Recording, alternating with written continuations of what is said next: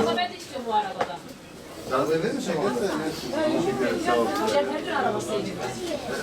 Değerli Batmanlı kardeşlerimizin kitap fuarına teşrif ediyor olmaları bizleri çok sevindirip umutlandırıyor. Bu da bize gösteriyor ki fuarlar kitap okumayı tetikliyor. Aslında Batmanlılar kitaba yabancı değil.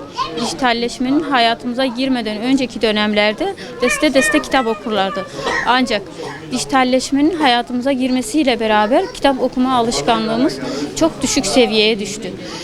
Böylece okuyanlarımızın bir kısmı bile artık okumaz oldu. Aslında sadece Batman'da değil, Türkiye genelinde kitap okuma oranı düştü. Dijitalleşme halkımızı kitap okumaktan uzaklaştırdı. Film, dizi, sosyal medya izleye halkımız kitap okumaktan uzaklaştı. Bu bağlamda kitap fuarlarının açılması halkımız açısından çok önem atfeder.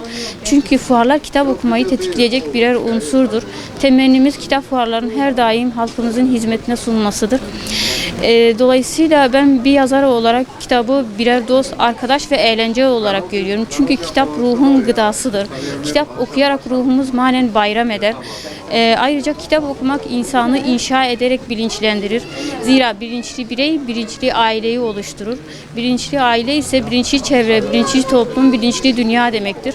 Bilinçli dünya demek savaşların olmadığı, barışın ve huzurun olduğu dünya demektir. Maalesef halkımız kitap okumaktan uzaklaştığı gibi maneviyattan da uzaklaştı. Örneğin daha önce halkımızın çoğu namaz kılar iken bu oran çok düştü. Ahlaksızlık arttı. İşlenen suçlar nedeniyle cezaevinde gün geçtikçe insanların çoğalıyor olması ve daha neler.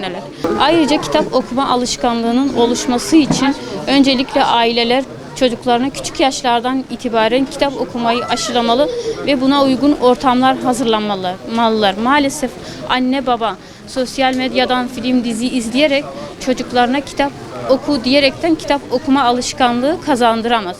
Bu nedenle ailecek internet kullanımını sınırlandırmalı ve hep beraber kitap okumalıyız.